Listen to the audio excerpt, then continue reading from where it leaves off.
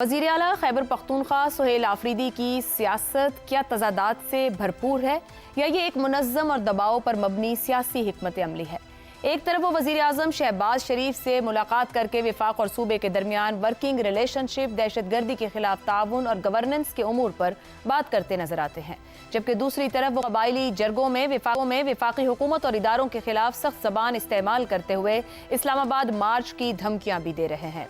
यही दोहरा तर्ज अमल सियासी हलकों में बहस का बायस बना हुआ है कि सुहेल आफरीदी असल में चाहते क्या हैं। अगर वज़ीर आज़म से मुलाकात को देखा जाए तो ये बतौर वज़ीर आला एक आइनी और इंतज़ामी ज़रूरत थी। खुद सुहेल आफरीदी इस बात की वजाहत कर चुके हैं कि यह मुलाकात उनके ओहदे का तकाजा थी, न कि किसी सियासी मुफाहमत का इशारा। दहशतगर्दी, तिरा की सूरत हाल, सूबाई इदारों की मजबूती और तरक्याती मंसूबे ऐसे मामलात हैं जिन पर विफाक से बातचीत नागुज़ीर है। इस पहलू से सुहेल आफरीदी एक सूबे के एक जिम्मेदार चीफ एग्जीक्यूटिव के तौर पर नजर आ रहे हैं, जो निज़ाम के अंदर रहते हुए सूबे के लिए वसाइल और ताउन हासिल करना चाहते हैं। लेकिन इसके साथ ही खैबर पख्तूनख्वा में उनकी सियासत बिल्कुल मुख्तलिफ रुख इख्तियार कर लेती है।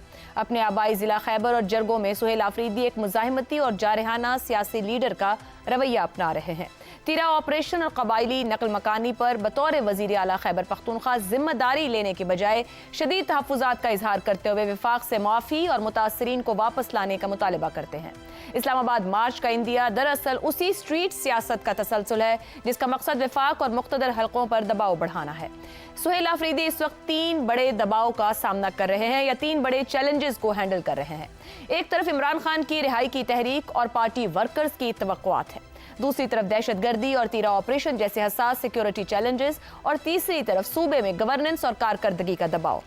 इन तीनों महाजों को एक साथ संभालना आसान नहीं। क्या इसीलिए उनकी सियासत बैक वक्त मुज़ाकरात और महाजराई, मुफाहिमत और मुज़ाहिमत का इम्तिजाज बन चुकी है? क्या इस्लामाबाद मार्च के ऐलान, कबायली जरगे और जारहाना बयानात दबाव की सियासत के औजार हैं? सुहेल आफरीदी जानते हैं कि कबायली हिमायत उनकी सियासी ताकत है। कबाइल को मुतहर्रिक करके वो स्ट्रीट मूवमेंट को मौसर बनाना चाहते हैं ताकि मुज़ाकरात की मेज़ पर उनका वजन बढ़े और विफाक उनके मुतालिबात को संजीदगी से ले। इस सब सूरत हाल को देखते क्या ये कहा जा सकता है कि सुहेल आफरीदी कन्फ्यूजन की सियासत नहीं कर रहे, बल्कि दबाव और मुफाहिमत को बैक वक्त इस्तेमाल करने वाली एक जारहाना मगर कदरे मोहतात हिकमत अमली पर पैरा हैं, जहाँ जरगे, जुलूस और मुलाकात सब एक ही मकसद के मुख्तलिफ सियासी हथियार हैं। दूसरे अल्फाज में ये सियासत है या दबाव की जंग, ये मुफाहिमत है या महाजराई, ये कन्फ्यूजन है या दानिस्ता हिकमत अमली, ये जरगा सियासत है या स्ट्रीट पावर। इस सब को सामने रखा जाए तो सबसे आम सवाल ये है कि क्या सुहेल आफरीदी की अमली विफाक के साथ PTI के एतमाद के फुकदान को कम कर पाएगी या उसे मजीद बढ़ा देगी? हसन निसार साहब, एक तो ये भी PTI के अंदर गौज किया जा रहा है कि मुलाकात 8 फरवरी के प्रोटेस्ट को भी असरअंदाज करेगी। आपके ख्याल में करेगी? और क्या एक ही वक्त में विफाक से बातचीत और उसी के खिलाफ एहतजाज ये मजबूरी है या सियासी चाल?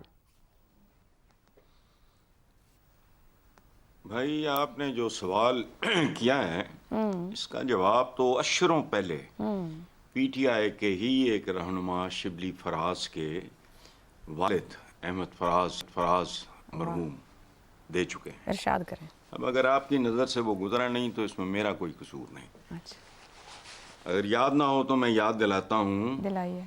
इसका जवाब गौर करना। गमे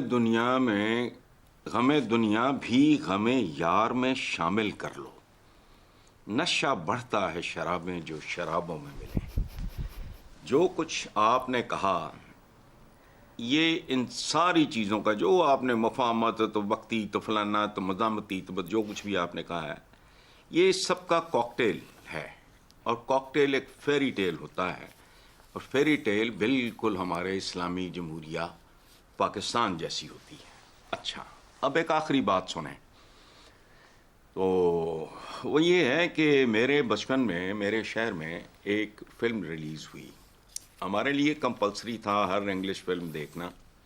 और फिर हमारी क्लास में सूफी अब्दुर्रहमान, हाल है उनकी दाढ़ी थी, बहुत प्यारे उस्ताद थे हमारे, तो वो हमें ग्रुप्स की शक्ल में भेजा करते थे फिल्म देखने और फिर उस पर बहस।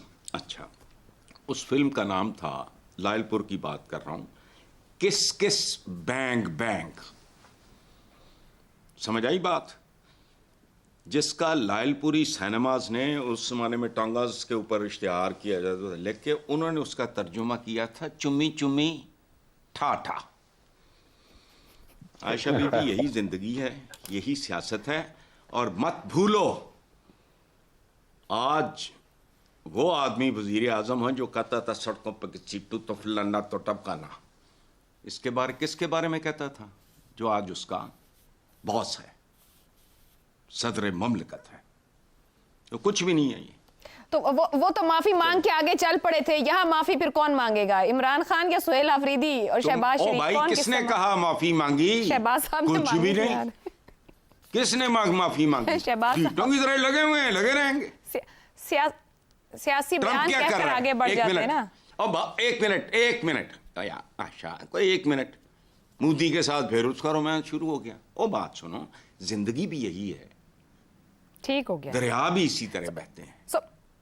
पानी का भी यही रवैया होता है, कभी बर्फ कभी कुछ बस छोड़ो। ठीक हो गया, चलें छोड़ें। शहजाद चौधरी साहब, एक और जो बड़ा चैलेंज है वो पीटीआई का सोशल मीडिया और हॉकिश अनासिर के लिए फॉर्म 47 वाले वजीर आजम से मुलाकात, ये भी एक बड़ा चैलेंज बना हुआ है। इसे भी हैंडल करना है।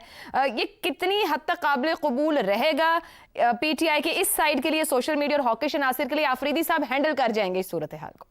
अच्छा, पहले तो अच्छी बातें कर लेते हैं। मुझे हैरानगी क्या, बल्कि उन्होंने तो करना ही करना था अहमद फराज को। मैंने भी एक अहमद फराज का एक शेर आज लिख के रखा हुआ था आपके लिए, इरशाद जी। उसी की कंटिन्यूटी में जो कि हसन साहब ने कहा, शेर है, तुम तकल्लुफ को भी इखलास समझते हो फराज, दोस्त होता नहीं हर हाथ मिलाने वाला। अच्छा, अब इसके अंदर अगर पूरी कहानी समझ आ जाए तो मेरा ख्याल है कि यही एक शेर ही काफी है तमाम चीजों के लिए। लेकिन शहजाद साहब, एक सेकंड में मुझे समझा दीजिए पहले, ये आपने दोस्त होता नहीं हर हाथ मिलाने वाला, ये शहबाज साहब के लिए कहा है या अफरीदी साहब के लिए कहा है? दोनों के लिए, दोनों सियासतदान है। अच्छा, दोनों सियासतदान है, दोनों एक ही चीज है। Very good. ये हम फर्क जो क्रिएट करते हैं, की कोशिश करते हैं ना, मुकम्मल तौर पे गलत रास्ते पे चलते हैं। ये सियासतदान है, तो सियासतदान खासतौर पे आपस में जो खलूस दोनों ही नहीं रखते। जी, खलूस किसी का भी खलूस नहीं होता। सियासत में खलूस किसके पास है?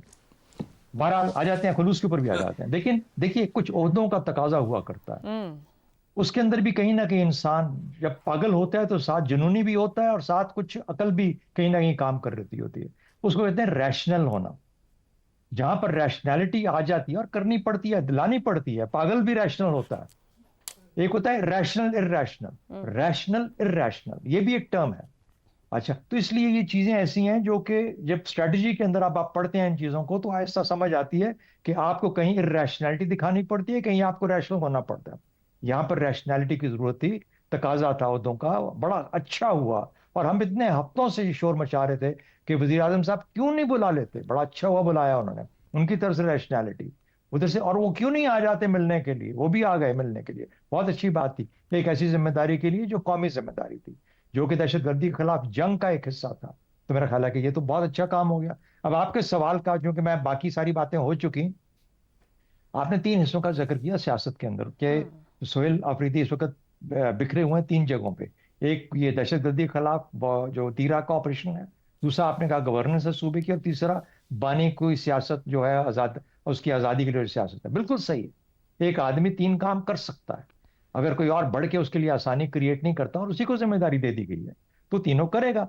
और तीनों की तीनों आपको उसका इजहार भी मुख्तलिफ नजर आएगा, उसका बयानात भी मुख्तलिफ नजर आएंगे, और मुख्तलिफ जगहों में मुख्तलिफ चीजें नजर आएंगी। हम क्यों तवक्को करते हैं कि एक शख्स जो है वो सिर्फ एक ही रास्ते पे चलता हुआ हमेशा की तरह चलेगा? नहीं हो सकता। यानी शहबाज शरीफ साहब जब पीएमएलएन की किसी जगह पे बैठते हैं, तो उस वक्त वो पीएमएलएन के डिप्टी प्रेसिडेंट या प्रेसिडेंट जो भी उनका होता है उसके मुताबिक बात करेंगे। और जब वो वजीर आजम होते हैं तो पूरी कौम के बिहाफ पे वजीर आजम होते हैं। तो दोनों सूरतों में उनकी जिम्मेदारियां और उनका जो बयानात, उनका बर्ताव, उनकी सोच मुख्तलिफ होगी। आफ्टर ऑल यही सियासत है। सियासत के 3-4 पहलू हैं, गवर्नेंस भी है, मफाद भी है, अवामी मफाद भी है, उसके बाद पॉलिसी फॉर्मुलेशन भी है, उसके बाद फिर कौमी मामलात के अंदर मिलकर चलने का भी नाम है, तरक्की भी क्रिएट करनी है, पैसे भी चाहिए। तो मेरा ख्याल है ये तमाम चीजें हम देखते, अगर समझदार तरीके से चलते रहेंगे सुहेल आफरीदी, तो ये सब कुछ नजर आएगा। बानी के लिए जंग भी जारी रहेगी, वो भी करेंगे, ये भी करेंगे। लेकिन आज तक वफाक का कोई काम ऑपरेशन की हद तक, अफवाज पाकिस्तान की हद तक किसी सूबे की वजह से ना रुक पाया, ना रुकेगा, ना आइंदा रुकने की किसी की हिम्मत हो सकती है। मैं ये नहीं कह सकता, हाँ हुकूमत पाकिस्तान फैसला करे कि ये हम नहीं करेंगे, वो दूसरी बात है। लेकिन जब पाक ने, हुकूमत पाकिस्तान ने फैसला कर लिया, तो सब लोग उसमें शामिल है। अब तक क्या कुछ नहीं हो सका खैबर पख्तूनख्वा के अंदर, सब कुछ हुआ। हमने वहां दहशतगर्दी के खिलाफ जंग किस तरीके से हो रही है, पिछले ठीक 4 हो साल गया। 5 साल से हो रही है, दुरुस्त। वही कर रहे हैं ना, उसी तरीके से चल रही है। तो अगर सुहेल आफरीदी आपको मुख्तलिफ शक्लों में मुख्तलिफ तरीके से बोलता हुआ, मुख्तलिफ अंदाज में बात करता हुआ नजर आता है, यही सियासत है, और उसकी सियासत की 3-4 जिम्मेदारियां निभाएगा। मेरा ख्याल है कि उसमें हमें हैरानगी की कोई जरूरत नहीं है, ना मुफाहमत की ख्वाहिश है, वरना वक्ती दबाव जारी रहेगा। दबाव का नाम ही सियासत है, ठीक यही हो गया। दबाव है। और खासतौर पर एक ऐसी पार्टी जो मुश्किल में हो, दुरुस्त। हालात का जबर, उनके ऊपर हालात का जबर नहीं तो और क्या। तो इन तमाम चीजों को लेकर साथ चलना है ना अपने मकासद की तरफ, तो यही सियासत होगी। एक ब्रेक ले लेते हैं, ब्रेक से वापस आएंगे तो बात करेंगे शफाफियत और एहतसाब इंडेक्स की, जहां तासुर और जमीनी हकाइक के दरमियान एक बड़ा तजाद है।